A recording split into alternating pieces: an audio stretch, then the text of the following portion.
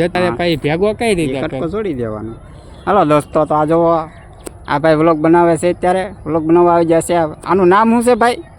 ભાઈ નામ શું છે આનું? એમનું નામ કઈક રાજુભાઈ છે. ના ના, વિસ્તારમાં ડુમસ બીચ. અને આ છે વન વિભાગ. વન વિભાગ નામ શું છે? આ ઇલાકો કયો છે? આ લોકો એમ લાગે ડુમસ ઇલાકો કહેવાય આને. ડુમસમાં છે વન નગર. વન વિભાગ. વન વિભાગ, વનનગર, વનનગર ની. આ ઝાડવું શેનું છે એ અમને ખબર નથી. તમને ખબર હોય તો કોમેન્ટ કરજો. કોમેન્ટ ન કરો તો લાઈક શેર ને સબસ્ક્રાઇબ તો કરજો. અમને ખબર નથી મિત્રો આ ઝાડવું શેનું છે તમે જરાક કહેજો. ડિટેલ્સમાં સમજાવી દેજો. કોમેન્ટમાં કહેજો. બરોબર છે. અને મિત્ર આને શું ભૂખ કહેવાય? લાગે તો જંગલમાં ખાવાનું પણ મળે છે, પાર્ટી હાલે છે. આ ઝાડવા આપણે ગામડે હોય છે પણ આનું નામ શું કહેવાય જરા કોમેન્ટમાં જણાવજો. 1992માં એને વિદ્યાનું ઝાડ કહેવાય.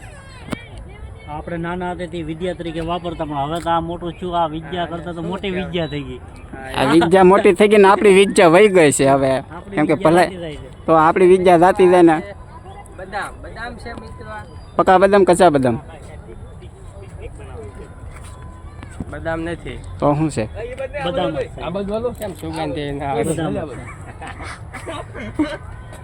છે ને ત્યાંથી નહીં જોવાય, આમ જોવાય. આ બધું નીકળાય. એવું મિત્રએ કીધું પણ આપણને તો ખબર છે. જો આ બદામનો આન્સર મળી ગયો છે, હવે વાંધો નહીં. આમાં તમે ફરો ત્યારે નાસ્તાનું કેન્ટીન હોત મળી જાય, મફતમાં ખાવા મળે. અમે આવ્યા છીએ ફરવા. ને અમે આવ્યા છીએ અહીંયા ફરવા. આ હોટલ ખોલી છે 10 રૂપિયાનું ભાણું.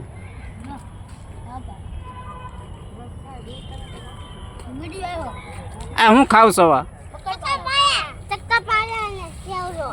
ચક્કરપારા ને સેવડો નાખો તમ તારે.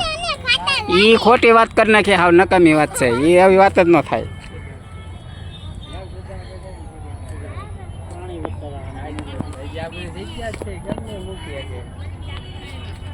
ચારે બાજુ રસ્તા ભૂલૈયા જવું છે.